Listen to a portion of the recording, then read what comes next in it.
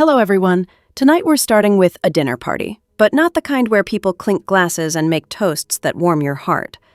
No, this one begins with roast chicken, soft jazz humming from the Bluetooth speaker tucked behind the plant in the corner, and the distinct sound of my heart breaking. You might not survive what you're about to hear if you've ever felt invisible in your own home.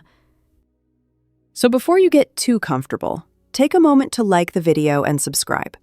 But only if you really enjoy what I do here. Tell me in the comments where you're watching from and what time it is there. I love knowing whose stories I'm keeping company with tonight. Now, turn off the lights, maybe get a fan going for some soft noise, and let's dive into tonight's journey together. Hi. The night it happened, I was still doing what I'd always done, giving. I had spent the entire morning preparing that roast chicken, the same way Aunt Helen taught me, slow roasted with rosemary and garlic stuffed beneath the skin. While it cooked, I ran errands. I vacuumed, polished the silverware, even cleaned the wine glasses with vinegar to make them sparkle. Because Maddie liked things to look just so whenever her parents came over. Not that she told me they were coming. Again. I should have known better than to stay. They were already there when I got back. Her mother in her usual pastel sweater set, her dad telling some story with too many hand gestures. I came through the side door with a bottle of Merlot I'd brought up from the basement. Something nice, something older than Maddie, if I'm being honest. As I placed it on the counter, her mother looked at me. Not at me, through me. Like I was a smudge on the glass she hadn't expected to see. And you are? I opened my mouth, but Maddie jumped in first, all laughter and high-pitched charm. Oh, that's Carolyn, our unofficial maid. Keeps the house running. They laughed. All of them. Even my son, Ben. I stood there with the empty bottle still in my hand, trying to keep my smile from slipping. The room went soft around the edges. You know that feeling when you step off a curb you didn't see and your stomach drops? That was my whole body in that moment. I set the bottle down carefully. So carefully. As if noise might break what little was left of my dignity. Then I turned and walked slowly down the hallway to my bedroom. Their laughter followed me like a stain. Ben didn't say a word. Not, "That's my mom." Not, "Actually, she owns this house." Nothing. That night, I sat on the edge of my bed staring at the door I'd painted sky blue with my own 2 hands back when we moved in. I remembered that day. The smell of fresh paint, the excitement, the pride. My name on the mortgage, my credit, my down payment. Ben had just finished college. Maddie was new. Still polite back then. They had nothing. I gave them everything. And now, I was the help.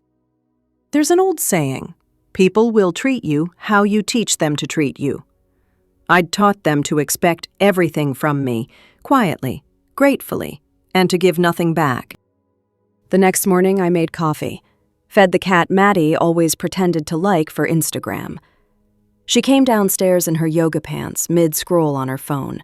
Not even a "good morning." I waited. Eventually, she looked up and blinked. "What's this?"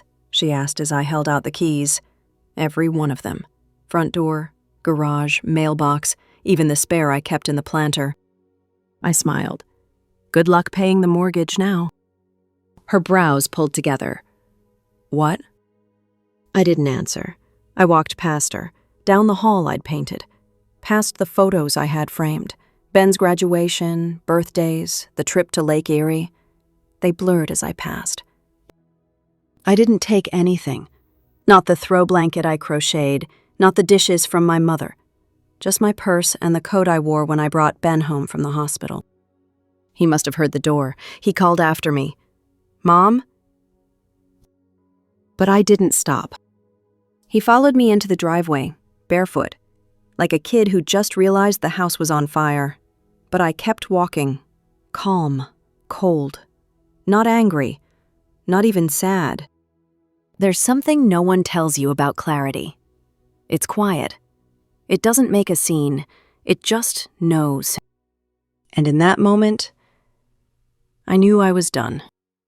I didn't know where I was going, but I knew where I wasn't staying. The last thing I saw in the rearview mirror was Ben, standing in the driveway, stunned. He had no idea what he'd just lost.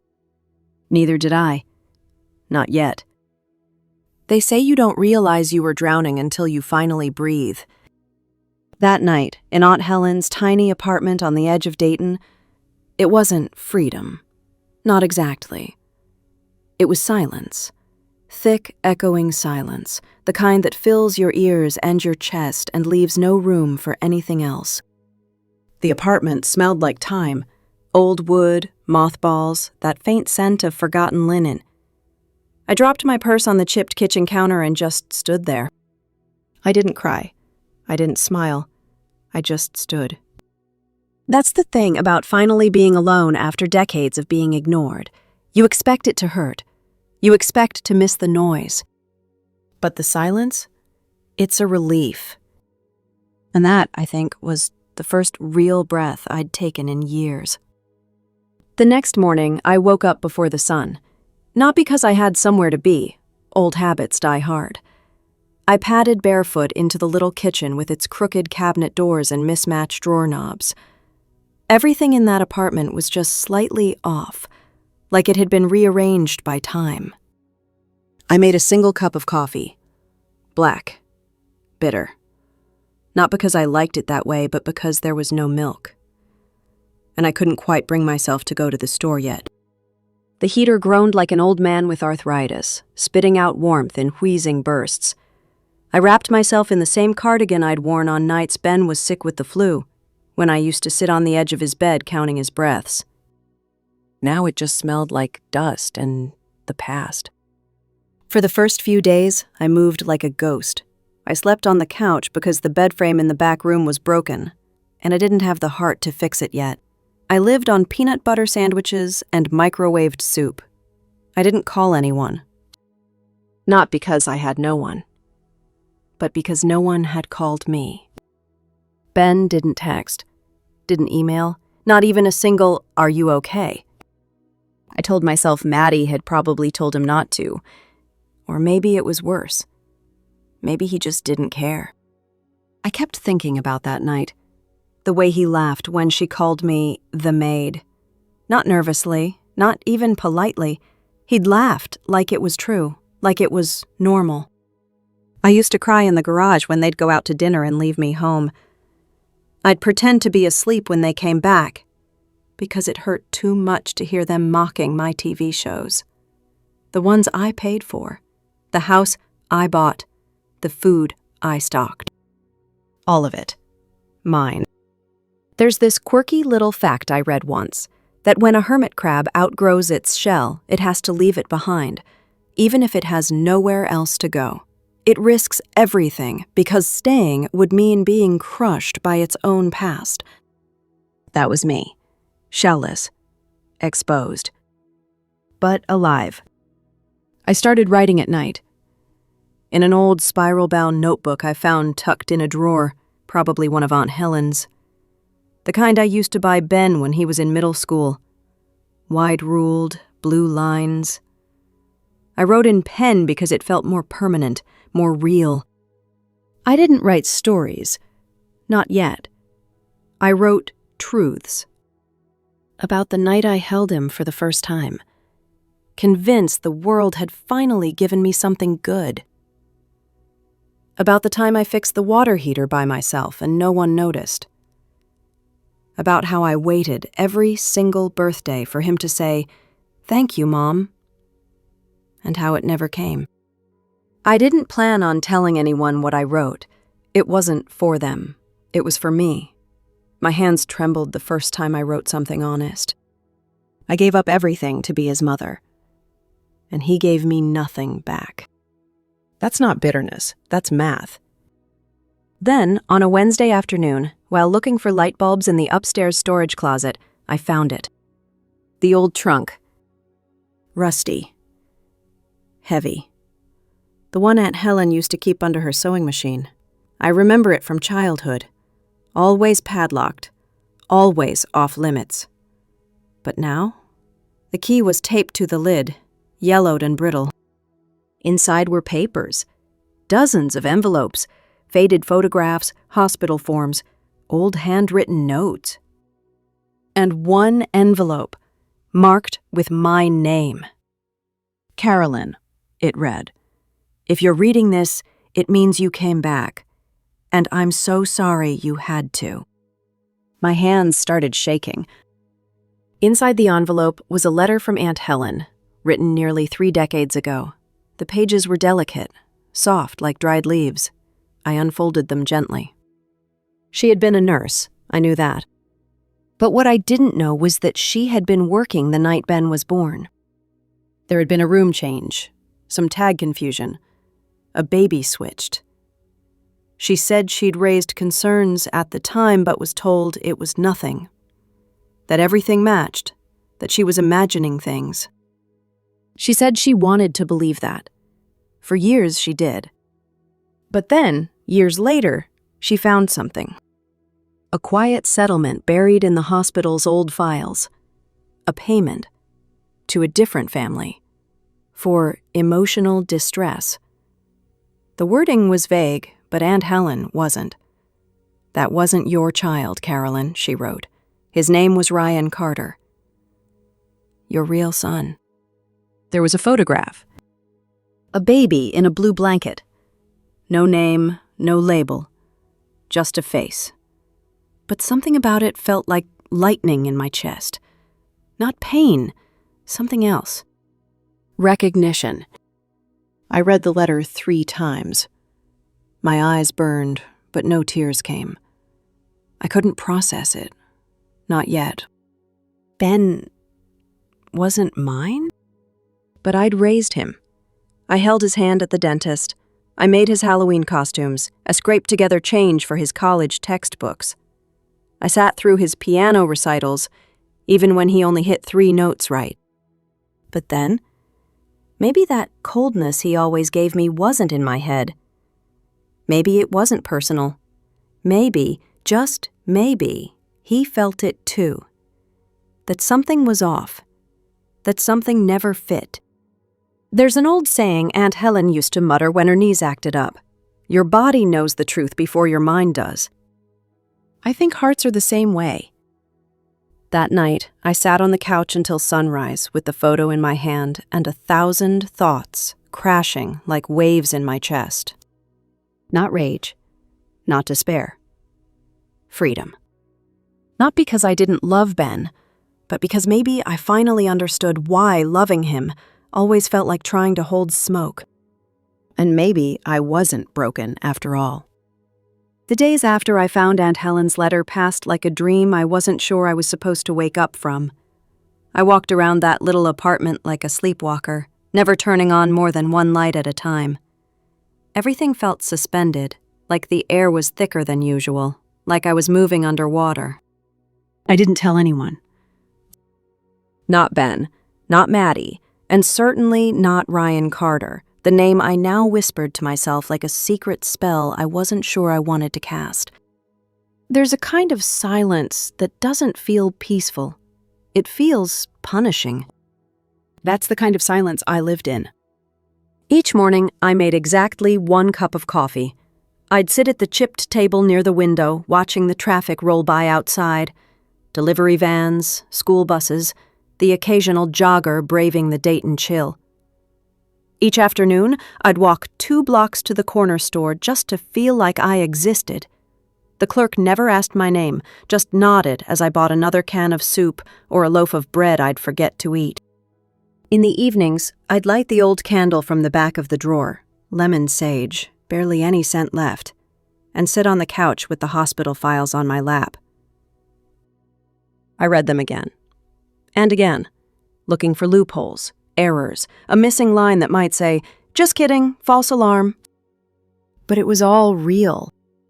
Ryan Carter had been born the same night as Ben, in the same wing, during a temporary shuffle of rooms due to a pipe leak. His parents, Janet and Thomas Carter, had received a settlement from the hospital nearly a year later. Confidential. Buried. Aunt Helen, bless her soul, had made copies of everything before she passed. She must have known I'd come back to Dayton one day. She must have felt something too. I grieved that night. But not for Ben. I grieved for the birthday parties I never threw, the scraped knees I never kissed, the books I never read aloud, the science fair volcano I never helped build. All the firsts. First steps, first crushes, first heartbreaks that belonged to someone else. It hit me hardest when I imagined Ryan's first day of kindergarten. I wondered if he cried, if he liked his teacher, if someone held his hand. And I wondered, would I have done it better? But oddly enough, I didn't feel hatred toward Ben. I expected to, but no. I loved him, not because of DNA or obligation, but because I chose to, even when he didn't choose me back. And that's the worst kind of heartbreak, the kind where you give everything, and they don't even see the gift. One Tuesday afternoon, I finally left the apartment and walked into town. I didn't know exactly what I was doing until I found myself standing across from a little bookstore tucked between a bakery and a bike repair shop on Main Street. Carter's Books, the sign read, painted deep green with gold hand lettering that curled at the edges like ivy.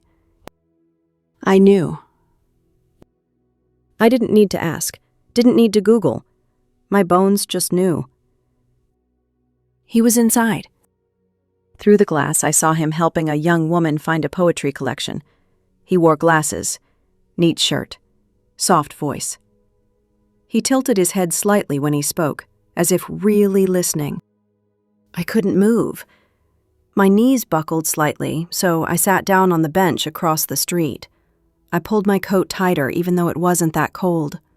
My heart was thudding. Not painfully, but insistently, like it was trying to make me listen. That was him, Ryan. The man who should have been my son. The one who never knew I existed. I cried right there on the sidewalk. Not loud, not gasping.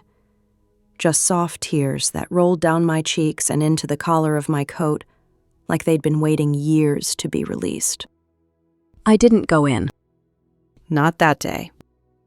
I sat, watched, then went home. The next day, I did it again. And again the day after. It became a ritual, coffee in a paper cup, a seat on the bench, a book I never really read. I watched his world from a safe distance. I learned his rhythm. When he opened the shop, when the deliveries came, the way he smiled at regular customers, the way he adjusted the displays when no one was looking. I wasn't stalking. I was mourning, preparing, trying to understand who he was. And somewhere along the way, I started watching Ben and Maddie again, too. Old habits. I didn't reach out, not directly, but Maddie made it easy. She posted on Instagram like it was her job. Scratch that. It was her job. Wellness coaching, lifestyle branding, empowered femininity nonsense. I say that with a pinch of salt and a whole spoonful of sarcasm. Their lives looked perfect. The house glowed, the wine flowed, the curated smiles, the faux gratitude posts. But I saw through it now. And what I saw was fake. Maddie's business was smoke and mirrors. Rented spaces, fake reviews, borrowed clothes she never returned. And Ben?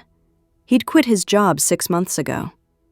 Manifesting his next path, Maddie had posted. Translation? Unemployed. They were building a sandcastle and pretending it was a fortress. So I started a second notebook. Not emotional, not poetic, just facts. Dates, names, business filings, property records. I pulled the deed for the house. Still in my name. Maddie had tried to refinance, denied. Ben's student loans, still unpaid. Credit cards, maxed. They were floating, and I was the tide coming in. But I didn't say a word. Not yet. I wrote, I watched, I waited. And I kept going back to the bookstore. Because Ryan, he felt real, even from a distance. And one day, I'd tell him. But not yet. First, I needed to understand the son I never got to raise, before I introduced myself as the mother he never knew he lost. It was a rainy Thursday when I finally saw him up close, closer than the glass window of Carter's books, closer than the polite bench across the street where I'd become a fixture in my own little ritual. I hadn't meant to linger. The rain had come on fast, slicking the sidewalk before I could open my umbrella. I stepped into the recessed entryway of the bookstore just to stay dry. And then he turned. Ryan. He was restocking a shelf near the front, biographies, I think, and humming something under his breath, something slow and familiar. His eyes lifted, met mine through the glass. And he smiled. Just a quick, casual smile. The kind you offer a stranger. The kind that says, "You're welcome here." I nodded, trying to return the gesture, but my hands were trembling so badly that I fumbled the umbrella and nearly dropped it on my foot. I turned too quickly, bumping my shoulder against the doorframe as I walked away. I didn't even make it to the car before the tears came. I sat behind the wheel with the rain drumming against the windshield and my breath fogging up the glass. My hands gripped the steering wheel so tightly it hurt. How do you tell someone they were stolen from you?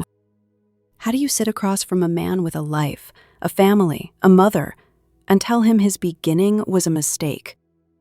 And worse, how do you explain that he isn't the one who needs to change anything, but you do? I went home and pulled out Aunt Helen's letter again. Read it for the 100th time. She had known. Had suspected from the start. She saw the switch but couldn't prove it until years later. She'd buried the truth under layers of guilt and silence. And when she couldn't say it to my face, she left it for me to find. The name wasn't a guess. Ryan Carter was confirmed. She'd found the settlement. She'd done the research. She'd done everything. Except tell me. And the hospital? They never reached out. Never informed me. Because they weren't supposed to. A quiet payout to one family, a hope that the other would never ask questions.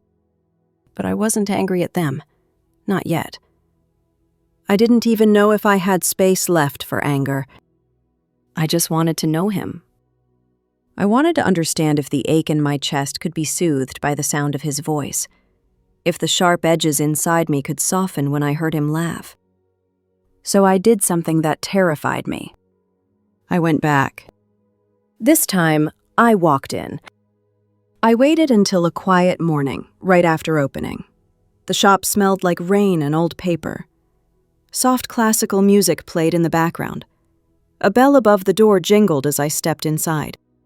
He looked up from behind the counter. "Good morning." His voice was warm, familiar in a way that made something inside me ache. "Hi," I said, trying to keep my voice steady. "I was hoping to find a copy of The Book Thief." "Lucky," he said, flashing that easy smile. "We've got 2 copies. One's a bit worn, the other's a newer edition." "I'll take the worn one," I said without thinking. "I like books that have lived a little." He laughed, and I swear it was the sound I'd been waiting years to hear. "You and me both," he said. "There's something comforting about broken spines." He rang it up, placed it in a small paper bag.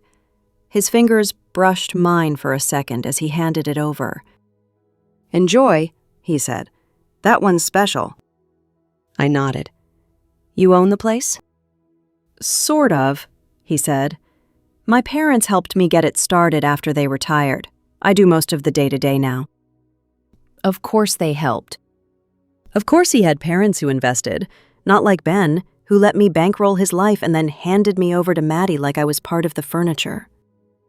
Ben had me, but never wanted what I gave. Ryan had them, and somehow still ended up kind. I walked out holding that bag like it contained gold. Back at the apartment, I opened the book and found a small note inside the front cover. For the reader who still believes in redemption. His handwriting. I didn't cry this time. I smiled. And I went back. Not every day, just enough that it became a rhythm. Sometimes I bought a book. Sometimes I just browsed. Ryan began to recognize me. "Back again," he'd say, with that half-curious, half-amused smile. We made small talk about the weather, local events, coffee shops, the jazz trio playing downtown. He told me he hated wind chimes, but loved thunderstorms. Said he was working on a blog post about forgotten memoirs. I said I liked books that felt like confessions. "Me too," he said. "You remind me of someone." I tilted my head. "Who?"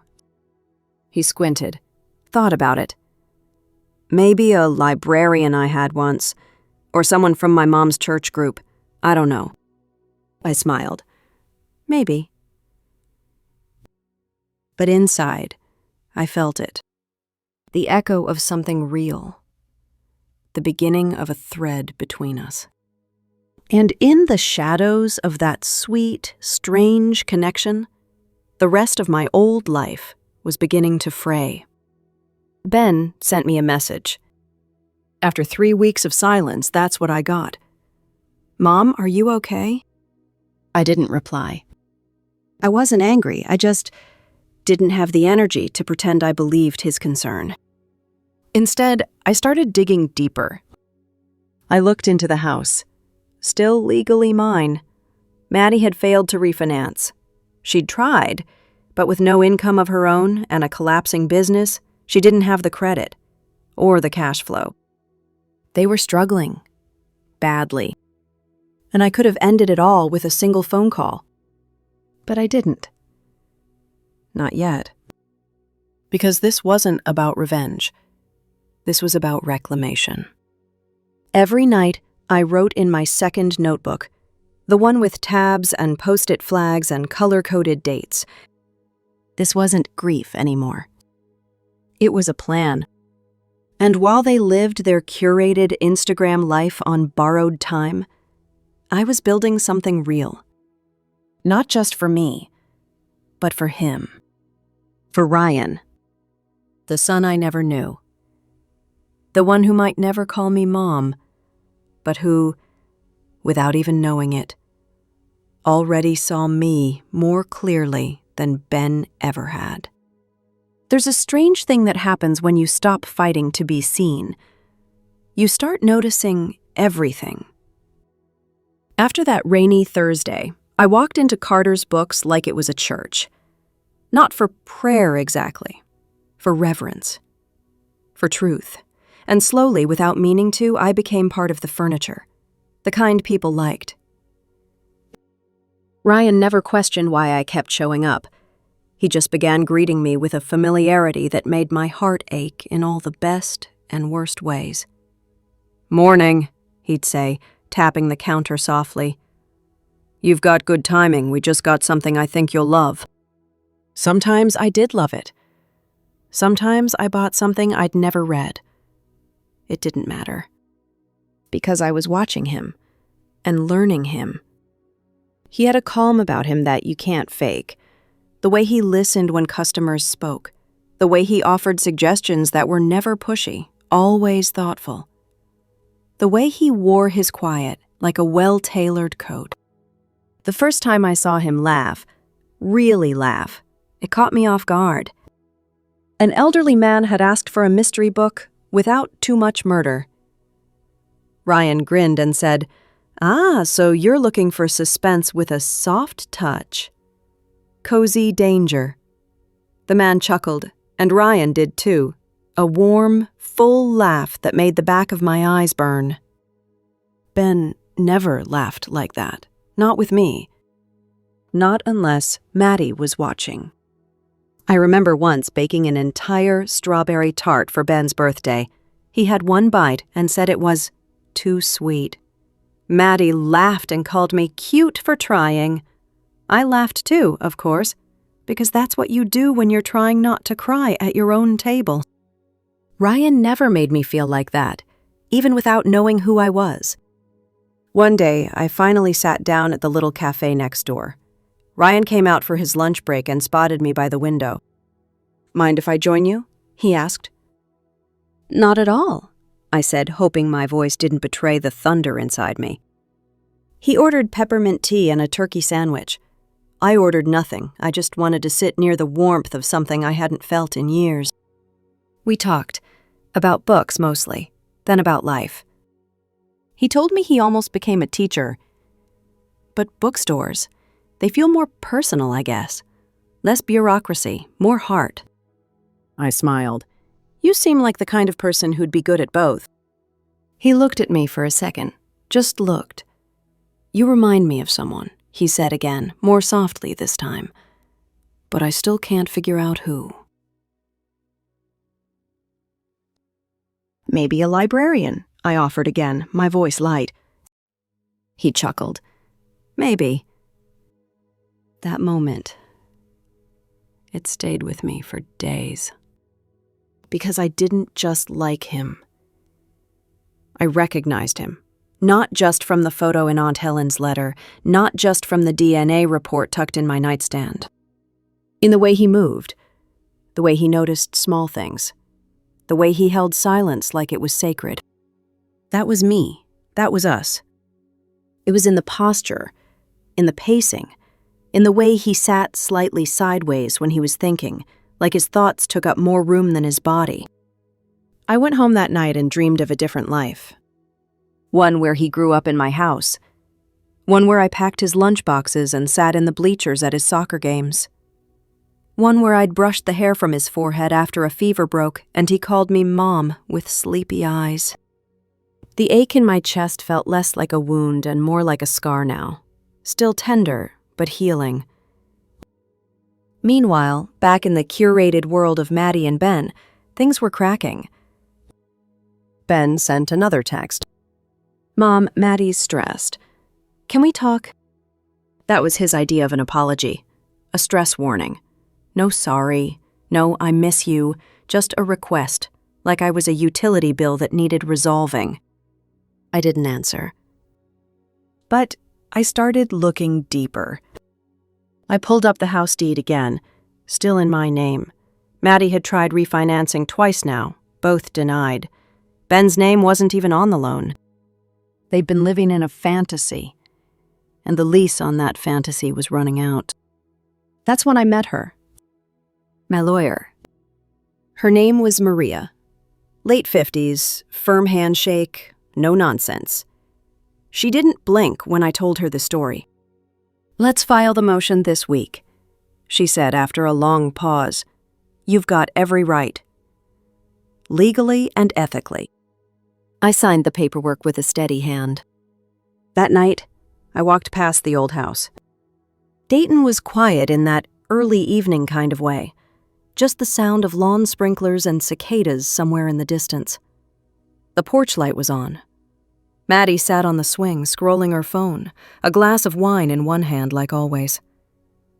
Through the window, I could see Ben on the couch, controller in hand, some video game flickering across the screen. They had no idea. None. And I didn't feel vindictive. I didn't feel smug. I felt still, like the eye of a storm I had once been trapped in.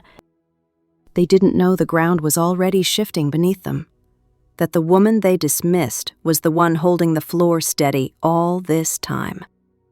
I didn't slam doors. I didn't shout. I just kept walking.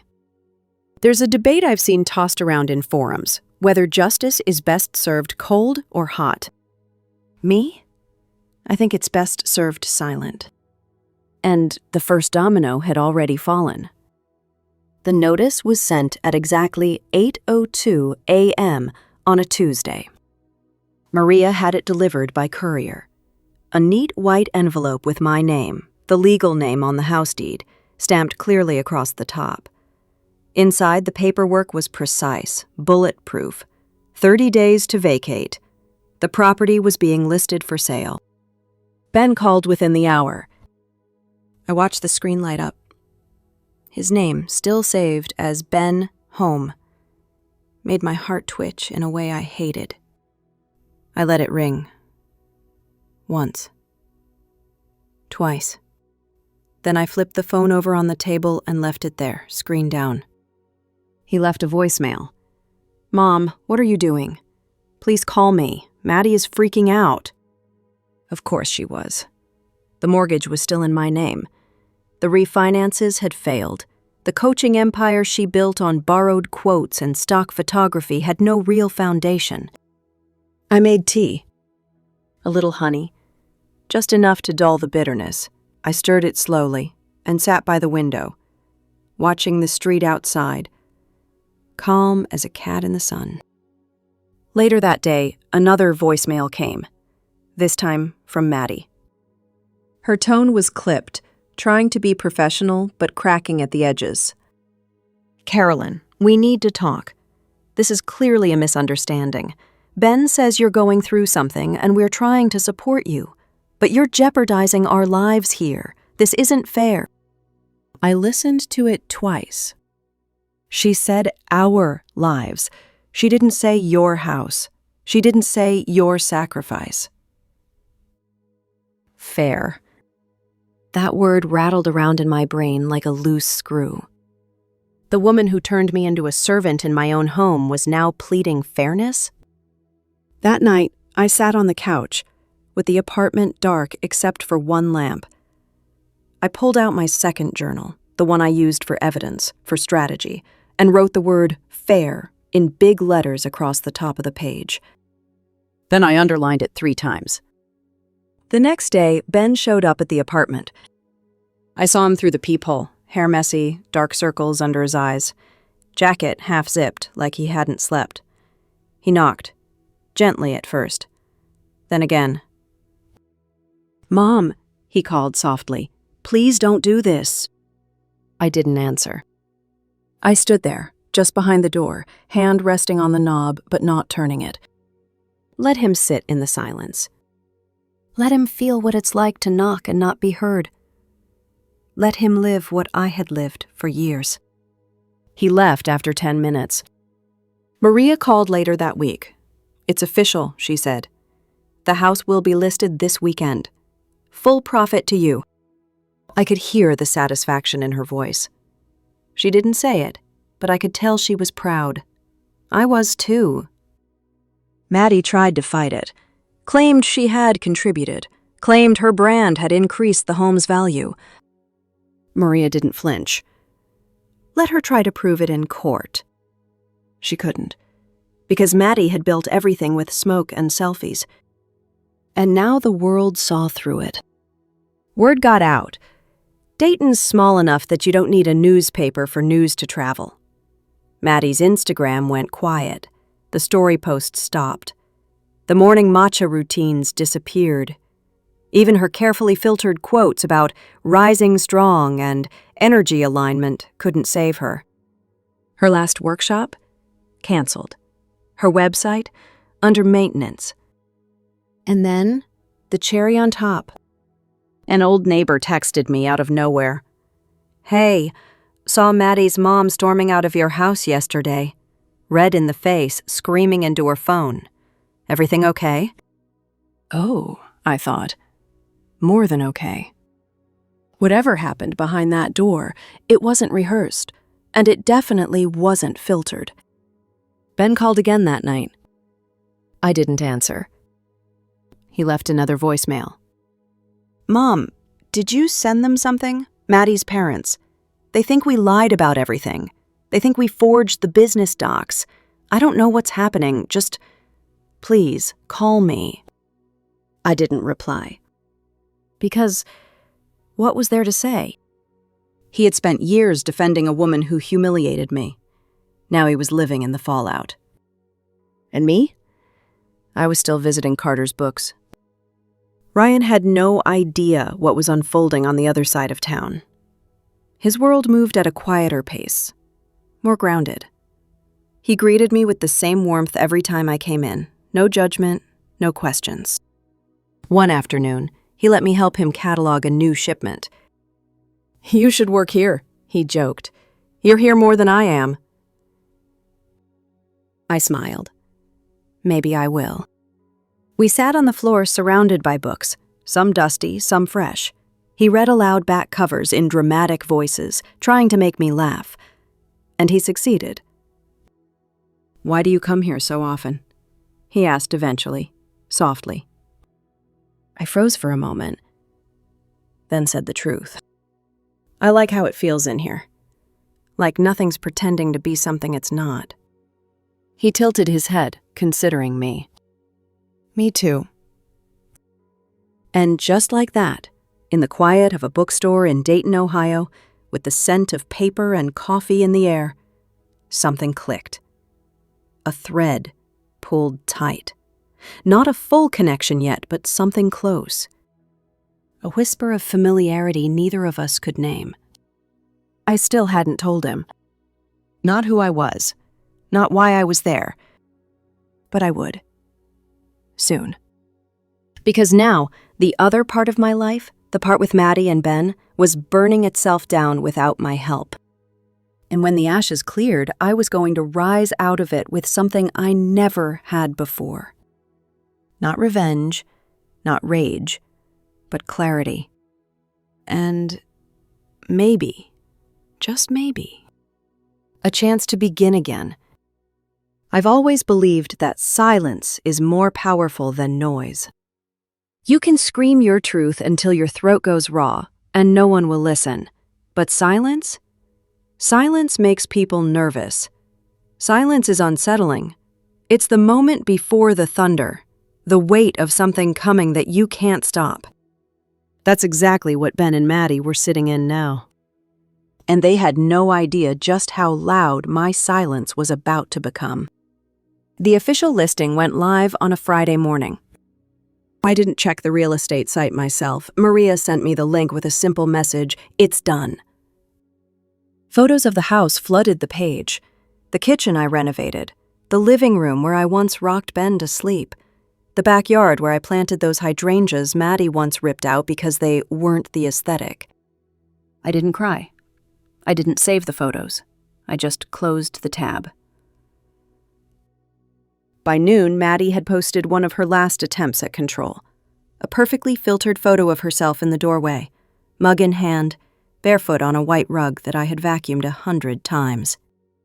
The caption read, "Sometimes the universe makes space for your next level by taking away what no longer aligns. Trust the shift." Oh, Maddie. It wasn't the universe. It was me. And the shift was just beginning. The next morning, my lawyer texted again. Offer came in, above asking. That house, the one they claimed as their own, the one they laughed in while mocking me at the dinner table, it was about to be someone else's. I didn't feel triumphant. I didn't feel cruel. I felt free. Meanwhile, I kept showing up at the bookstore. Ryan and I had begun to form something that felt like the slow unfolding of spring after a long, punishing winter. Not obvious, not dramatic, just real. He'd wave when I walked in. Sometimes we'd chat. Sometimes we wouldn't. It didn't matter. The silence with him never felt like absence. It felt like understanding. One rainy afternoon, I was browsing the memoir section when he appeared beside me. "You always go for the ones with the saddest spines," he said. I raised an eyebrow. "Is that a diagnosis or an observation?" He laughed. Both. We sat at the little cafe next door again. He talked about a book club he was hoping to start. Something small, local. I want it to feel like community, not obligation. Like a room full of people who aren't trying to outsmart each other, I said. Exactly. There was a long pause. Then he said, You remind me of someone in my family." "I still can't place it, but there's something in your voice." I didn't know what to do with that, so I looked out the window. The rain slid down the glass like soft, streaked tears. "You ever feel like your life could have taken a completely different shape?" I asked. Ryan nodded. "All the time." We didn't say much after that. But something settled between us. Not truth, not yet, but closeness. A thread connecting two people who didn't know why they felt familiar, only that they did. At night, I boxed up old photos. Ben as a baby, his first lost tooth, a Halloween costume I stayed up all night sewing because he wanted to be a velociraptor, and Target didn't sell one in his size. I didn't throw them out. But I did put them away. Because the woman who clung to those memories, the one who baked the birthday cakes, who never sat down during dinner, who accepted silence as gratitude, she wasn't here anymore. In her place stood someone they never expected, someone they never should have underestimated. And while I packed up memories, Maddie's world began to crumble. Her website quietly disappeared. Her last retreat was canceled due to scheduling conflicts, followers noticed. Comments started piling up. "Are you okay? Why are sponsors pulling out? I signed up for your January package and haven't heard back." Then, someone dug deeper. The local blogger who covers Dayton's lifestyle scene posted a quiet, vague article about influencer fraud and questionable brand practices. She didn't name names, but Maddie was no longer safe behind filters. Her parents stopped commenting on her posts. And Ben, he faded into the background, exactly the way I used to. The last voicemail I got from Maddie was clipped and cold. "You're really going to throw away your family for what? A house? Money? You'll regret this. People like you always do." But she was wrong. I hadn't thrown away my family. They had let go of me a long time ago. I just stopped holding on. The day the for sale sign went up, I didn't drive by. I didn't need to. A friend texted me a photo anyway. The sign stood bright and new in front of the house, the hydrangeas blooming defiantly on either side. Beneath it, in Maddie's signature cursive, a cardboard sign read, "Manifesting a new beginning." Sure, Maddie, whatever helps you sleep. That night, Ryan and I talked about grief. Not directly, not like, "Hey, what are you grieving today?" But the kind of conversation that knows it's about loss without saying the word. He recommended a memoir. "It's about grief," he said, "but also forgiveness, the kind that takes years." I swallowed the lump in my throat. "You think I'd like it?" He looked at me, more serious than usual. "I think you'd understand it." I took the book home and set it on the nightstand. Didn't read it. Not yet. Because I wasn't done grieving. And I definitely wasn't ready to forgive. At least not Maddie. Not Ben. But Ryan? Ryan, I didn't need to forgive. Because he hadn't taken anything from me. He'd just been lost. Same as I had. And now, maybe, we were both beginning to find each other in the shelves of a bookstore in Dayton, Ohio. Not because we were owed anything, but because we chose to look. The weather was shifting again, that in-between time in Dayton when fall starts to tug on summer's sleeve. The kind of days where the air smells like wood and wind, and the sun feels like it's holding back just a little. I kept visiting Carter's books. Not every day now, but often enough that I didn't need to say anything when I walked in. Ryan would nod, maybe hold up a book, maybe just offer a smile. There was something in the air between us that didn't need naming.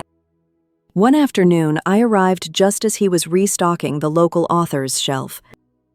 "Back again," he said without looking up. "You really should let me set up a tab." I laughed.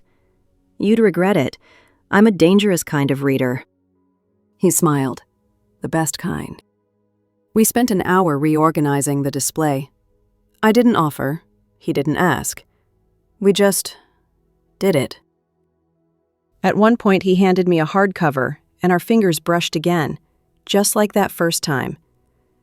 I caught his eyes flicking to mine for a moment longer than usual. There was a rhythm to our conversations now, one that danced between banter and silence, familiarity and restraint. He'd mention his parents, little stories, his mom's addiction to crossword puzzles, his dad's love of terrible puns. I'd nod and listen, biting back the words I wanted to say. That should have been me. But I never said it. Not yet.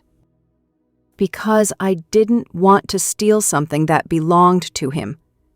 I didn't want to crash into his life with revelations and wreckage. I just wanted to know him. And if that meant helping alphabetize short stories while sipping peppermint tea, then that's what I'd do. Meanwhile, across town, Ben and Maddie were falling apart. I didn't need to be there to see it. I had my sources, old neighbors, mutual friends, even the town Facebook group that Maddie used to dominate with her curated event invites and sponsored product shout-outs. Now, radio silence. One neighbor posted a cryptic message. Crazy how fast people can go from influencers to invisible. Watch who you build your house of cards with. Another commented, reckon the mortgage fairy stopped showing up. I didn't smile. Not really. But I did feel something small and sharp loosen in my chest, like a thread had finally snapped, one that had been tugging at me for too long. And that's when I called Maria again. "I'm ready," I told her. "List the house." No extensions, no renegotiations. She didn't hesitate. "I'll draft the final documents today." That evening, I walked through my old neighborhood. Not as a ghost. Not to haunt it, just to say goodbye. I passed the park where I used to push Ben on the swing, his little legs kicking the air like he could fly. The grocery store, where I'd count coupons at checkout just to afford his favorite cereal. The elementary school that still had the same mural I painted for the Winter Carnival fundraiser. None of it hurt the way I thought it would. Because grief is funny that way. It softens when you're not looking. Back at the apartment, I pulled out my old notebook, the one with the hard truths. I opened to a fresh page and wrote, "I gave everything I had to a family that never looked back. But now, I'm choosing something else. Not payback. Not punishment. Peace." And for the first time, I believed it. A few days later, Ryan and I had coffee again. He was in a good mood. He'd just gotten approval for a small grant to host a series of author talks in the store. "You should come," he said, stirring sugar into his tea. "It's nothing fancy, but I think you'd like it. First speaker's a local woman who wrote about starting over after a divorce." "I'm familiar with that theme," I said. He grinned. "Most of Dayton is." We laughed, and it was easy. Softer now. Then he said, "You ever write?" I blinked. "A little, mostly just for me." "You should publish something. Stories like yours matter." I looked down at my cup. Maybe one day. The truth was, I had written more in the last 3 months than I had in the last 30 years. Pages and pages of grief, clarity, and everything in between. It wasn't just about Ben and Maddie. It was about being erased slowly, quietly, and what it meant to take the pen back and start over, this time on your own terms. Ryan reached into his satchel and handed me a folded flyer. "Here," he said, "in case you change your mind." I slipped it into my bag without reading it. Because just sitting with him like this, 2 people building something without a name, was enough. Meanwhile, back at the house, the clock was ticking. The closing date had been set. Ben and Maddie had exactly 19 days left to pretend the walls weren't caving in. A friend told me they'd stopped answering the door, that Maddie's parents had pulled their financial support, that Ben had been spotted applying for jobs at a local tech store, looking lost. I didn't check. I didn't follow up. I just added a note to my journal. Collapse confirmed. There's a kind of pride that grows slowly when you finally learn to love yourself more than you loved their approval. And I was growing into it. One afternoon as I left the bookstore, Ryan called out to me. "Hey," he said, wiping his hands on a cloth. "You ever think about working here? Even part-time?" I stared at him. "Are you serious?" He shrugged. "I could use the help. You already know the inventory better than I do." I smiled. "Maybe. I'll think about it." He looked at me then. Not just a passing glance, but looked. Like he saw something there, something solid. And for once, I didn't feel like a ghost drifting through someone else's life. I felt seen. The woman who once stood invisible in her own kitchen, she was gone. And in her place stood someone with her name back, her voice back, her story back. And a new chapter waiting just behind the shelves. I never thought reclaiming a house would feel like reclaiming a life. But the day the final documents came in, sealed, signed, and satisfying, I stood in the middle of the apartment, holding a manila envelope like it was a golden ticket. Maria had included a sticky note in her no-nonsense scrawl. "Sale finalized. Funds released. You did it." I stared at the check for a long time. It wasn't just money. It was every unpaid hour, every ignored sacrifice, every thankless chore, every forgotten birthday, every time I smiled through an insult to keep the peace.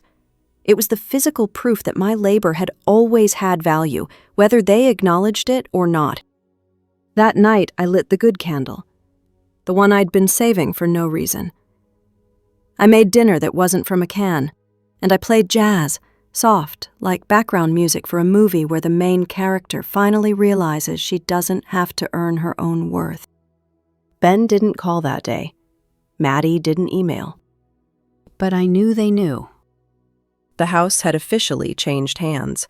The new owners would move in next week. And Maddie's entire online presence? Silent. As if the Wi-Fi had gone out on her perfectly filtered life. My phone buzzed once. An old neighbor texted, "They're moving out." Box by box. Looks like the end of a very curated chapter. I didn't respond, just closed my phone and returned to my tea.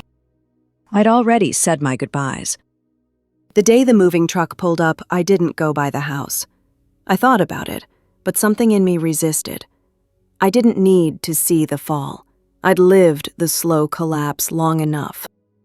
Instead, I walked to the bookstore. Ryan was at the counter, fiddling with a small wooden sign. "Hey," he said without looking up. "I was hoping you'd come in today."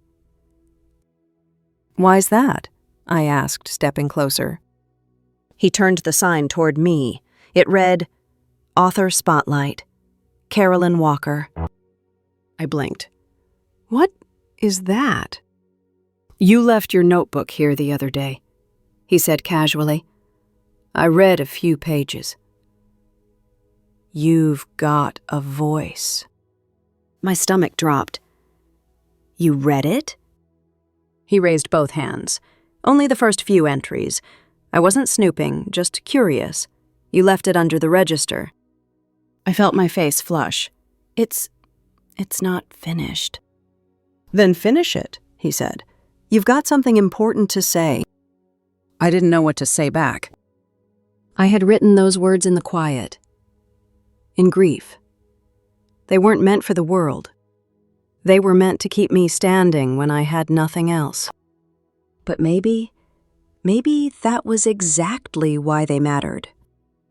That afternoon, we sat in the back corner of the store with cups of coffee. The rain came down in soft waves, blurring the windows like watercolor. "I've been thinking about how we met," Ryan said. Yeah?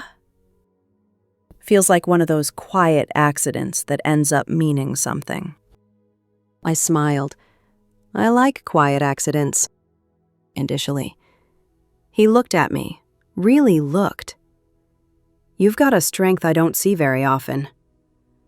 The kind that doesn't need to announce itself. Comes from years of not being heard," I said softly. "I hear you," he replied. I had to swallow hard to keep from crying. The house was gone. Ben and Maddie were officially out of my life. The past, packed up in boxes I no longer carried. And here I was, sipping coffee with the son who didn't know he was mine, offering me kindness without even realizing what it meant. Some people talk about destiny like it's dramatic. Thunder, lightning, fireworks. But I think it's more like this. A bookstore, a storm, a cup of coffee between two people who never meant to find each other, but did. That night, I pulled out my laptop. The new one I bought with a sliver of the sale. Nothing fancy, just sturdy, reliable. And I began typing. Not just entries, chapters. The story of a woman who gave until she vanished, then slowly, quietly, took it all back. Not with rage, but with truth, with silence, and with the kind of strength no one sees coming. Meanwhile, Maddie's downfall continued. An anonymous email had gone out to her former sponsors, a neat PDF file filled with business inconsistencies, fake invoices, and screenshots of rented spaces she claimed were owned. I hadn't sent it. But I had mailed something. A slim packet to her parents' address. No return name. Just a sticky note on top. Everything you think you know is performance. 2 days later, Maddie's mother was seen leaving the apartment complex they'd landed in, shouting into her phone, face red, purse swinging like a wrecking ball. What happened inside those walls wasn't my business. I'd already reclaimed what mattered. And more importantly, I'd let go of what didn't. Later that week, Ryan invited me to a poetry night he was hosting. "I'm terrible at poetry," I said. He smiled. "Then you're probably the best kind of audience." The shop was lit with candles and old floor lamps. A local college student read a piece about surviving the first year after her mom died. An older man recited something about peeling oranges and regret. I sat in the corner, taking it all in. Ryan stood up at the end to read something of his own. But before he did, he looked at me, just for a second. And I felt it again, that thread. That not quite yet, but maybe soon feeling. Back at the apartment that night, I wrote until dawn. About Ben, about Maddie, about Ryan, and about the woman I used to be, the one who set tables no one thanked her for, who bit her tongue until it bled. She wasn't a ghost anymore. She was an author. I always thought heartbreak would come like a sudden blow, some spectacular, unmistakable crash. A door slammed, a betrayal shouted, a cut you could point to. But I was wrong. Heartbreak, it turns out, can arrive quietly, drip by drip, like water through a cracked ceiling. You don't notice it until the damage is already done, until the wallpaper peels, until the floorboards swell, until the ceiling caves in, and suddenly you're standing in the wreckage, wondering how you didn't hear it coming. That's what it felt like when Ben finally showed up. It was late afternoon, the kind of soft, overcast day where the clouds hang low, and even the birds seem hesitant to make noise. I had just poured a second cup of tea and was halfway through typing a new chapter when I heard it. A knock. 3 soft raps on the door. Hesitant. Careful. I stood up, walked slowly to the door, and checked the peephole. Ben! He looked like a man unraveling, his hair unkempt, his face hollow. His shirt looked like it had been pulled from the bottom of a laundry pile. He stood there with his hands in his pockets, rocking slightly on his heels. I hesitated. Then I opened the door. "Mom?" he said, his voice catching. "Can I come in?" I didn't answer. I just stepped aside. He walked in like someone unsure if he was still welcome. He looked around the small apartment, the worn armchair, the tea-stained mug, the stack of books on the side table, the scent of lemon balm from the candle. He didn't say anything for a long moment.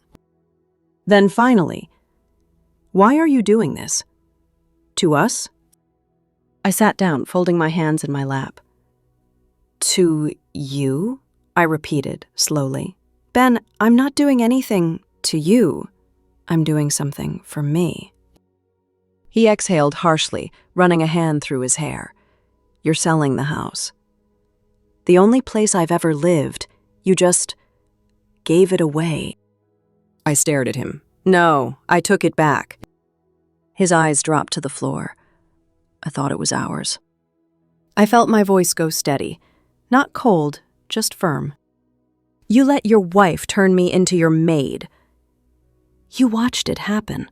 You laughed when she mocked me in front of her parents. You stood there while I was erased from the life I built." He opened his mouth, then shut it again. "I thought you were just being dramatic," he mumbled. "I didn't know it hurt you like that." I shook my head.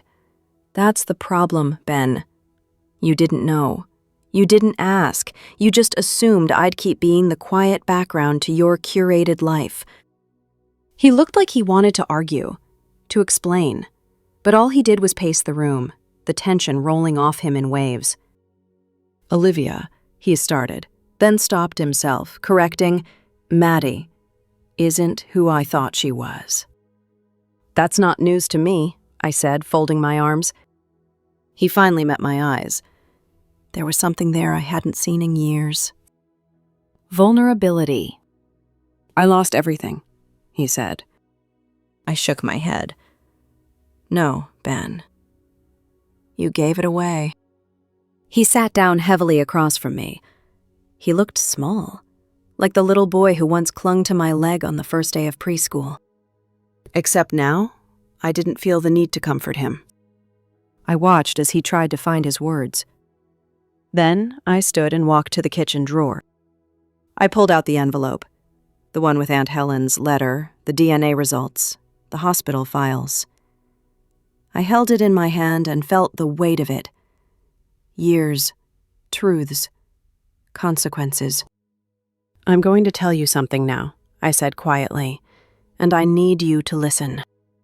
He nodded, unsure. I handed him the envelope. "These are your birth records. Read them." He opened it slowly, brows furrowed, confusion blooming across his face.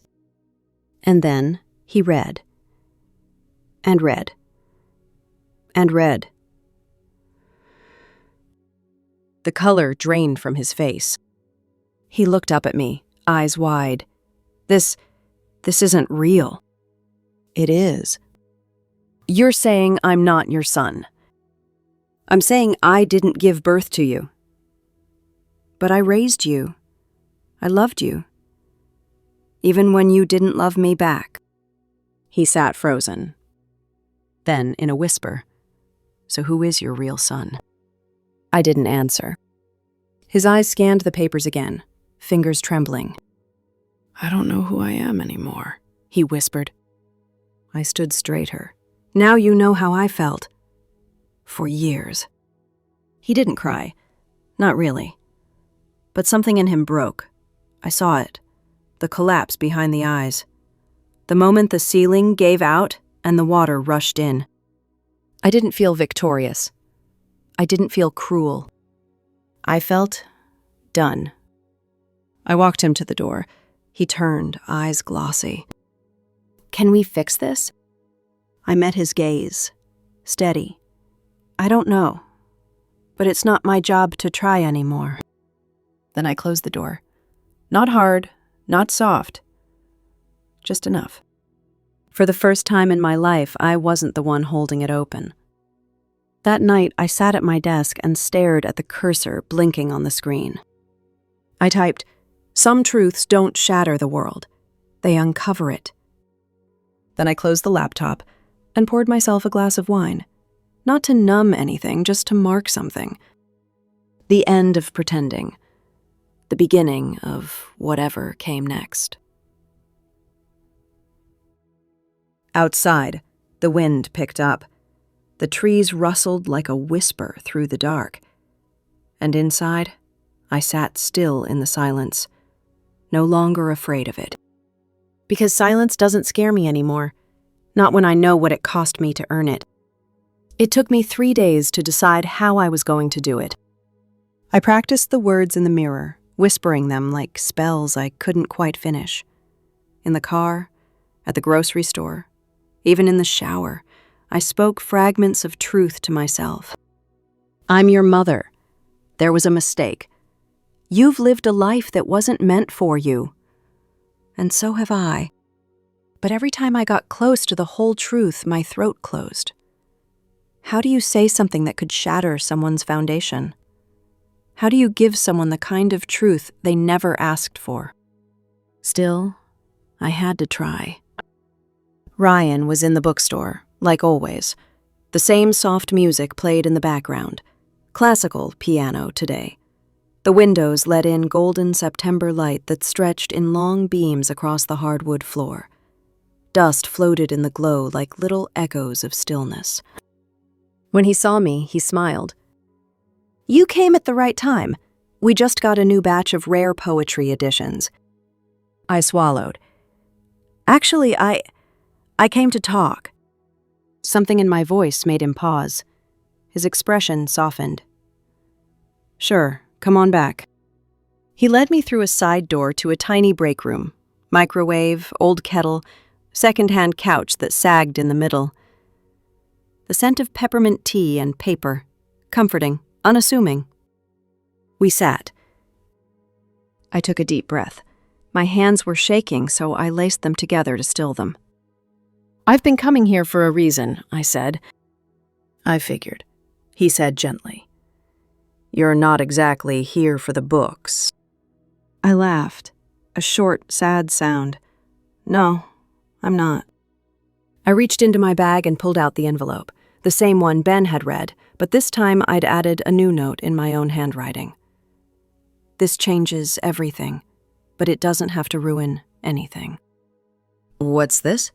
Ryan asked, his voice cautious but not unkind. I placed it on the table between us. "Something that's going to change your life," I said. He didn't reach for it immediately. He looked at me, searching my face like there was an answer he didn't have the question for yet. I began slowly. 30-some years ago, I gave birth to a baby, but I didn't take him home. His eyebrows knit together. There was a mistake at the hospital. 2 babies. Switched. Mine was given to another family, and I raised a child that wasn't mine. I paused. I loved him. With everything I had, but he never really saw me. Ryan was still. Perfectly still. "I'm not telling you this to take anything from you," I said. "I don't want your life. I needed you to know the truth." He reached for the envelope then, opened it, pulled out the pages. His fingers were careful, respectful. He read Aunt Helen's letter first, then the hospital report, the DNA result, the timeline I'd pieced together with shaking hands and sleepless nights. When he finished, he set the papers down, but he didn't speak. I watched his chest rise and fall. His hands trembled slightly, resting on his knees. "This is a lot," he said finally. "I know." "And you're—" "Carolyn," I said. "Carolyn Walker. I raised a son named Ben. But you're the one I gave birth to." He looked down at the table, then back at me. "I don't feel anything. Not yet." You don't have to, I said. There's no right way to feel this. He nodded slowly. I have parents, he said. They raised me well. I'm not here to ask you to replace them. I'm not trying to claim something that's already yours. He looked at me for a long time. Then he said, softly, "Why now?" Because I couldn't live with the silence anymore, I said. Because the truth deserves to breathe. He leaned back on the couch, exhaling hard. I don't know what to do with this. I don't either. We sat like that. Just two people with a thread now visible between them, no longer hidden in the knots of circumstance. I don't hate you, he said after a long pause. Tears welled up in my eyes. That's more than I expected. He stood, pacing slowly. His movements were tight, contained, like a man trying to find the edge of a new map. You didn't have to come, he said. But you did. I didn't know how not to. He looked at me again, something shifting in his expression. Less confusion, more clarity. Can we take it slow? He asked. I don't want to make this something it's not. I wouldn't ask for anything else. He nodded, then managed a small, fragile smile. You want to stay for tea? I let out a breath I hadn't realized I was holding. I'd love to. We didn't talk about the envelope again that day. We talked about books, about the fall weather, about how he hated the sound of wind chimes but loved the feel of rain hitting the roof. And though the truth still sat between us, raw, trembling, unopened in all the ways that mattered, something else had started. Not a relationship. Not yet. But maybe the faintest flicker of something new. A beginning, not born from biology, but from bravery. By the time I left, the light had changed. The air was cooler, and for the first time since I read Aunt Helen's letter, I didn't feel like I was carrying the whole weight alone. Because now, we carried it. And somehow, that was enough. By the time autumn rolled in for real, the trees in Dayton had turned to fire. Reds and golds painted the sidewalks, and the air smelled like wood smoke and apples. Change was everywhere, outside, inside, around me. But for once, I wasn't resisting it. I was walking with it. The house sold faster than I expected. Full asking price. All in my name. Every cent came to me. Ben and Maddie were given 30 days to vacate. No extensions. No renegotiations. Just the cold, clean finality of a legal truth they never imagined I had the strength to claim. I didn't evict them out of anger. I evicted them out of necessity. That house wasn't a home to me anymore. It was a mausoleum of everything I gave and everything I lost. And watching them box it up, piece by piece, pillow by throw pillow, curated photo frame by curated lie, it felt like watching a stage set being torn down after the play's final act. There was no standing ovation. Just silence. A friend from the neighborhood texted me the day the movers arrived. They look like ghosts. I didn't go by. I didn't need to. Instead, I went to the farmer's market with Ryan. It was casual. He'd mentioned it in passing, said he was going to grab apple butter for his mom. I said I'd never had real apple butter. He looked at me like I'd confessed to never having seen snow. So we walked together, just two people among the stalls. He picked up a jar, held it up like a prize. My mom used to make this every fall, he said. It's basically cinnamon and nostalgia in a jar. Something about the way he said, my mom. It didn't hurt. It felt okay. Natural, right? Because she had been his mom. And I had been someone else's. Ben never called me mom in a way that sounded like belonging. Not for years. But Ryan? Just being near him felt like recognition, even if the name wasn't there. We didn't talk about the envelope. We didn't talk about what he knew now. Not that day. That day was for trees and cider and the sound of laughter from children running between booths. That night, I sat alone with my tea, looking at the last few photos of Ben I had decided to keep. One of him is a toddler in overalls, muddy from the backyard. One from his high school graduation, with his arm draped lazily around my shoulders like I was a coat rack. I'd done everything for him. Kept the lights on, made his meals, supported his dreams. And in the end, he treated me like a footnote. I didn't miss him. I missed the idea of what we were supposed to be. That's the kind of grief people don't talk about. The grief for what never was. A version of your life that only existed in your own effort and imagination. But grief is a shadow. It stretches, then shrinks. It doesn't stay forever. Pride, though, that grows. Especially when you learn to love yourself more than you love being tolerated. A few days later, I took one final walk through the old neighborhood. Not to relive anything. Just to say goodbye. I passed the school where Ben learned to read, where I used to pack him lunches with little notes he stopped reading by 4th grade. I passed the grocery store where I once begged the manager for extra shifts to pay the water bill. I even passed the old movie theater where Maddie had once laughed at me for liking romantic comedies. I let it all go. Because that chapter was over, and I was writing the next one. Back at the apartment, I drafted a letter to the foundation I'd chosen, a nonprofit that helped women start over after abuse, abandonment, or long years of being unseen. I donated a portion of the house sale to them. They called to thank me. I told them it wasn't generosity, it was justice. Meanwhile, Ryan and I kept talking. Not about the hospital. Not about the years lost. We weren't there yet. Maybe we never would be. But he invited me to lunch. We talked about music, about his plans for the bookstore. He wanted to add a small room in the back, a quiet reading lounge, a place for people to come and breathe. "You should help me design it," he said. "You sure?"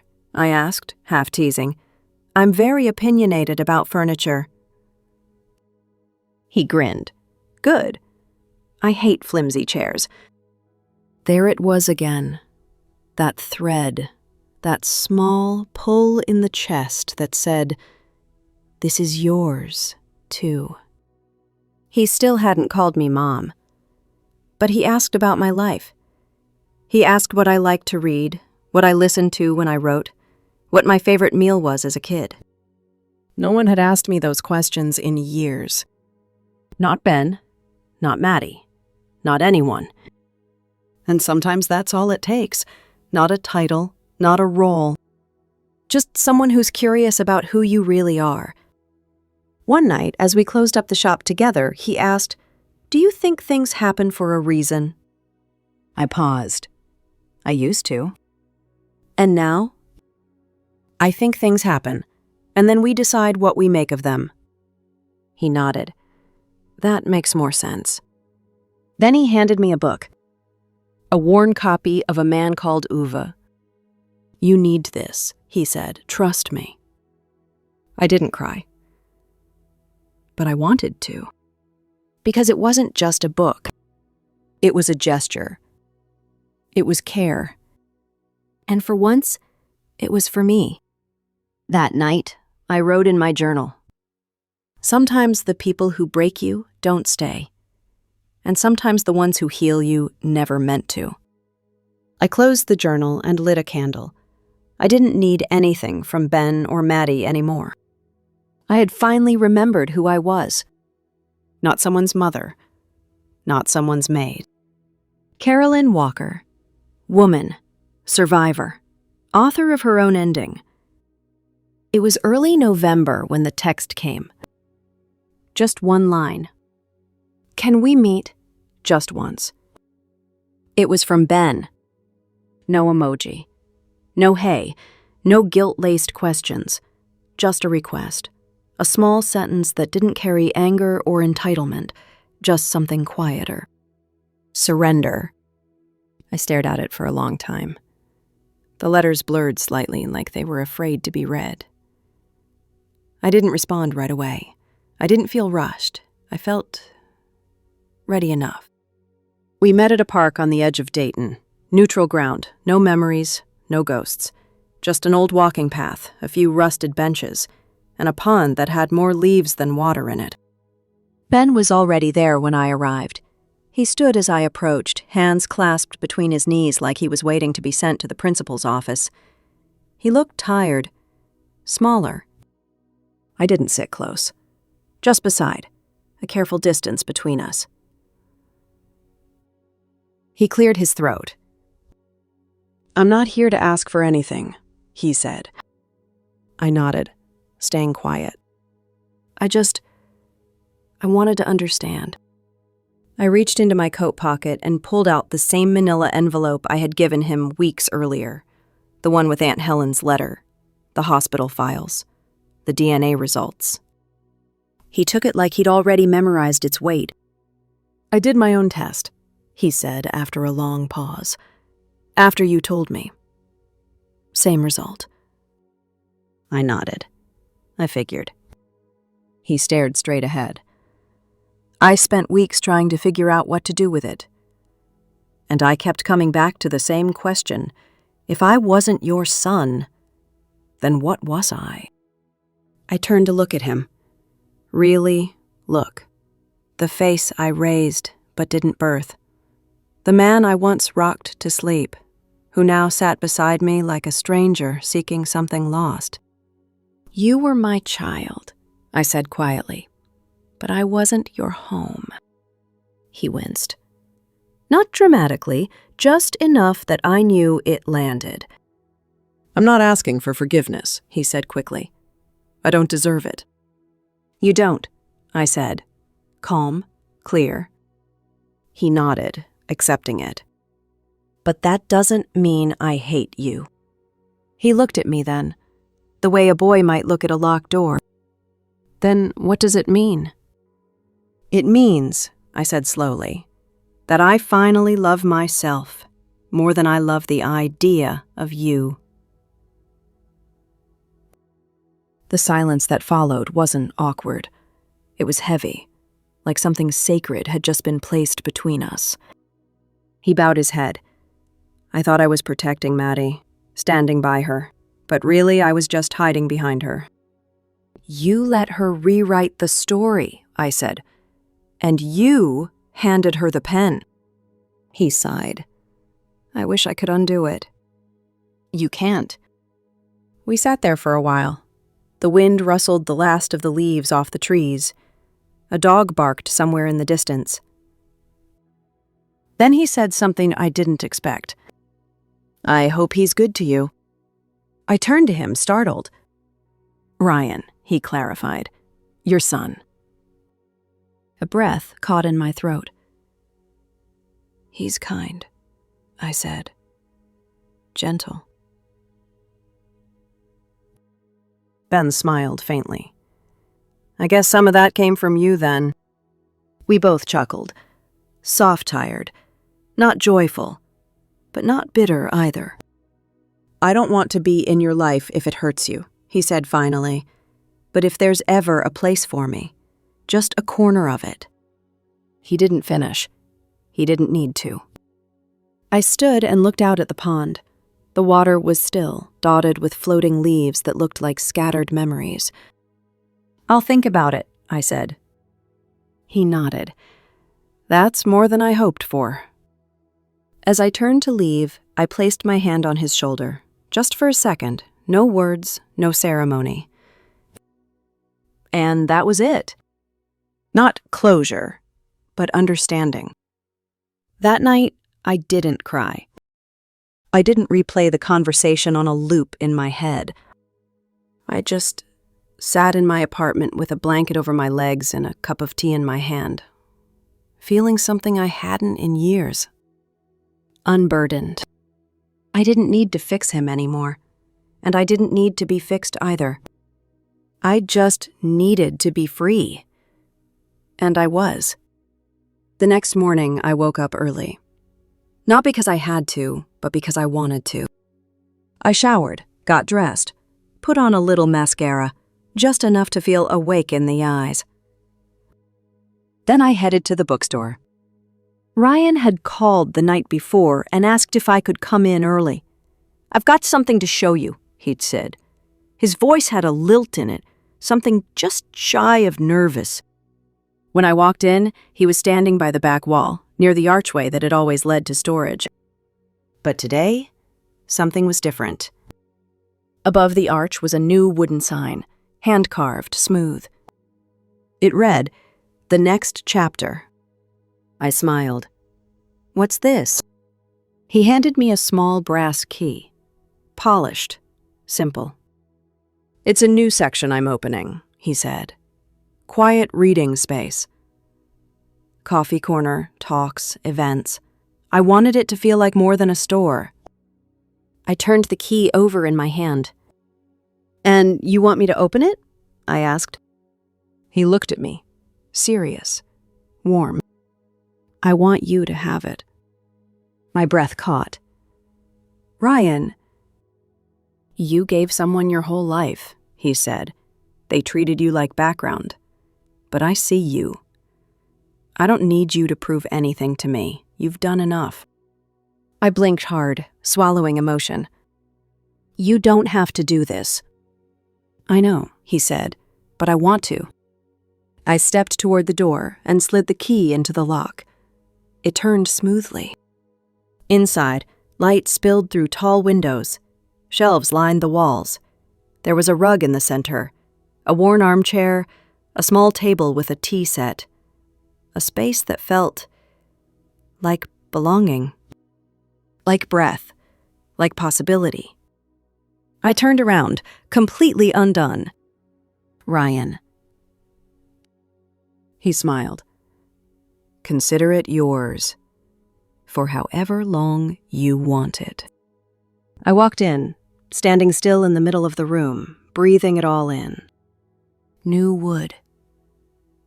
Paper. Quiet. That night, I sat in the apartment for what I knew might be one of the last times. The old notebook on my lap, a pen in my hand, and on the final page I wrote, "I was a woman who gave until I vanished. Then I became the woman who took it all back, not with rage, not with fire, but with silence, with truth, with the kind of strength they never saw coming." I put the pen down and smiled. The next day, I finalized the donation. A portion of the proceeds from the house sale, money I had earned with years of invisible labor, sleepless nights, and unacknowledged love, went directly to a foundation that supports women starting over. Women dismissed, underestimated, and erased. Women like I used to be. They called to thank me. A kind, earnest woman with a soft Midwestern accent left a voicemail about how grateful they were, how this would help fund housing and legal support. I didn't call back. I didn't need thanks. Because every time I stepped into the next chapter, I felt the gratitude in my bones. The bookstore's new space had become something more than a room. It was a heartbeat. The kind of place that breathed differently. Softer. Safer. I stocked the shelves myself. Ryan let me choose the layout. I added a Memoirs and Second Chances section and placed Aunt Helen's copy of A Tree Grows in Brooklyn front and center. It felt right, like starting again with everything I'd learned, not as baggage, but as wisdom. Ryan didn't hover. He just showed up when I needed a shelf bracket tightened or a second opinion on the rug.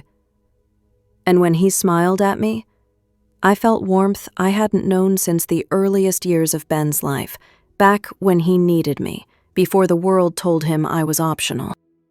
Sometimes I wondered if Ryan knew just how much he was giving me, without trying, without obligation. He still hadn't called me Mom, and I still hadn't asked him to.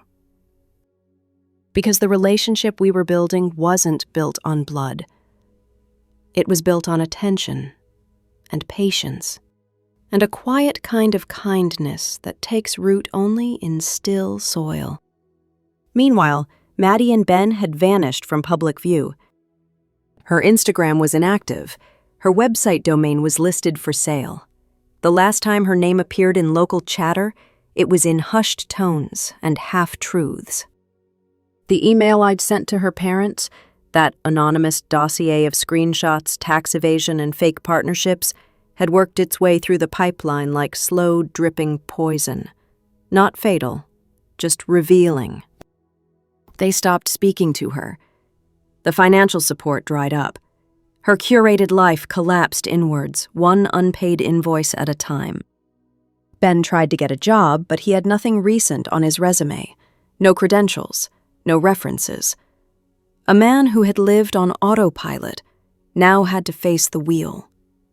Last I heard, he was renting a small apartment on the far edge of Dayton, near the train tracks. I didn't celebrate, because it wasn't a victory. It was a release. One morning, Ryan and I sat on the wide windowsill of the new reading room, drinking tea from chipped mugs. "You've really made this place your own," he said, looking around. I smiled. "Feels like it's mine in a way nothing else ever was." He nodded. "Funny how it happens. The things that aren't meant for you end up slipping through your fingers. But what is for you? That stays." I glanced at him. "You're a lot wiser than most people your age." He shrugged. "Too many books." We both laughed. Later that week, I got one last letter in the mail from the title company. The official statement: full proceeds, deed closed. All documents sealed and recorded. I held it for a moment, then tucked it into the back of my journal. Not as proof, but as punctuation. That chapter was closed. Ben didn't reach out again. Maddie never tried. And I didn't seek them out. Because some ghosts need to stay where they belong, in the corners of memory. Not at your table. That weekend, Ryan hosted the bookstore's first official event in the new space. A reading night. Free tea and cookies. People brought folding chairs and wore sweaters. Someone played a cello softly in the corner. And as I looked around that warm room, surrounded by strangers and familiarity, I realized something. I belonged here. Not because anyone had invited me, because I had chosen it. After the crowd cleared out, Ryan and I stayed behind to tidy up.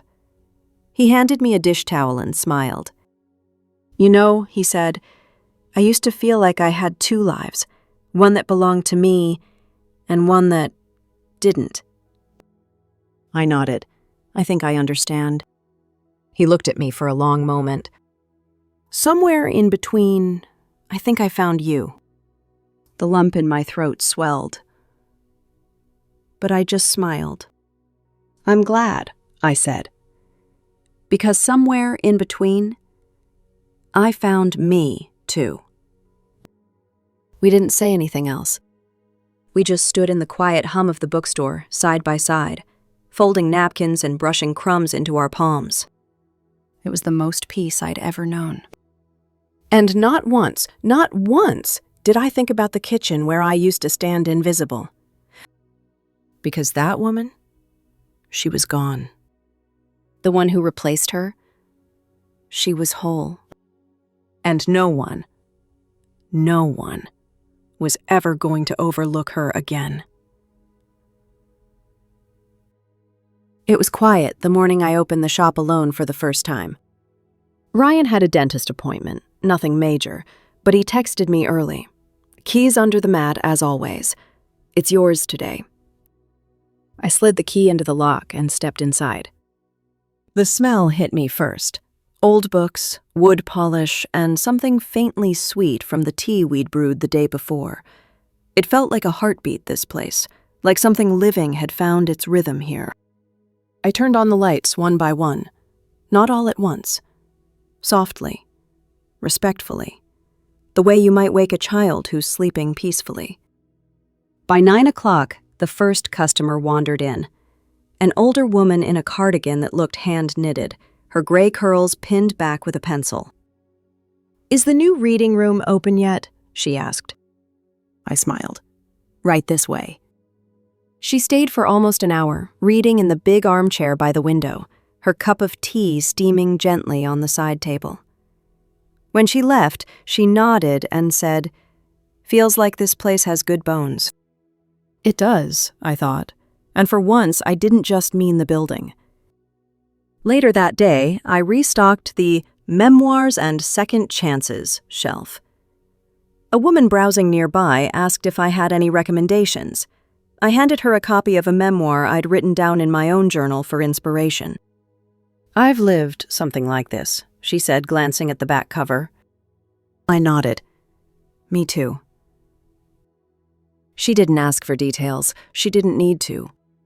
Sometimes, shared silence is enough to build trust. That night, Ryan stopped by just before closing. He leaned against the doorway to the reading room, watching me adjust a crooked bookend. "You changed the vibe in here," he said. "Hope that's a good thing." He smiled. "It's the best thing." We sat in the window for a while, sipping tea, letting the shop quiet itself for the evening. Then he said gently, "I told my parents." I looked at him, unsure. "About me?" He nodded. "Took me a few days. But, yeah." I showed them the letter, the records, all of it. "What did they say?" "They cried," he said softly. "They said it doesn't change anything. That they love me the same, but they understood why I needed to know." I felt a tear slip down my cheek before I could catch it. He noticed, but didn't mention it. "They asked if I wanted to meet you," he added. My heart skipped. "And what did you say?" He turned to me, serious. I said I already had. I looked down at my hands. They were shaking, but not from fear, from fullness. "I'm not trying to take their place," I whispered. "I know," he said. "But you never had to try. You were already something real." We sat like that until the sky darkened outside. Before he left, he handed me a small envelope. "You should read this tonight." "Not now." He walked out with a wave and a quiet smile. I locked up behind him and turned off the lights, one by one. At home, I opened the envelope. Inside was a card. On the front, a photo of a stack of books, slightly messy, slightly beautiful. Inside, his handwriting. "You gave me life. Then you gave me truth. Now you've given me space. Thank you. Ryan." I didn't cry. I sobbed. Not out of grief, not out of regret. Out of something else entirely. Release. Peace. The next morning, I stepped into the bookstore with that card tucked into the pocket of my coat. I opened the shop, brewed the tea, and unlocked the next chapter. It didn't feel like just a room anymore. It felt like a promise. And for the first time in my life, I felt like I belonged to something because of who I was, not in spite of it. Not Carolyn the giver, not Carolyn the helper, not Carolyn the forgotten. Just Carolyn, a woman who had given everything, then walked away. Then built something new, quietly, fiercely, fully her own. There were still quiet moments of sadness, echoes of memories that lingered in the corners of my heart. But now, I let them pass. Because not all losses are tragedies. Some of them are beginnings in disguise. And this was mine. And so, here we are. The lights are low now. The room's gone still. You might hear the hum of your fan or the weight of your own breathing, and maybe, just maybe, the echoes of the life we've just wandered through together.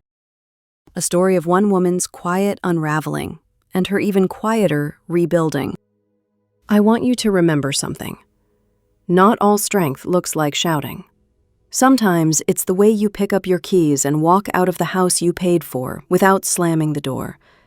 Sometimes it's in the way you fold a memory, place it gently in a drawer, and move forward anyway. Carolyn didn't need revenge. She didn't need applause. She needed space. She needed stillness. She needed to stop being invisible in her own story. And she did. She gave herself the ending they never saw coming, not with fire or fury, but with silence, truth, and the kind of peace that can't be faked. Maybe you see a little of yourself in her. Maybe you've given too much, been overlooked too long, or been made to feel like you had to earn your place at a table you built yourself. If that's true, then I hope this story whispered something to you tonight. Something soft, something honest, something like, you can still start over. Because you can. Even if it's late. Even if you don't know what the next chapter holds. All you need is a key, and the courage to use it. Thank you for being here with me. Don't forget to subscribe, and if you're comfortable, share your own story in the comments. Your voice matters more than you know. Thanks for listening. Don't forget to subscribe and feel free to share your story in the comments. Your voice matters.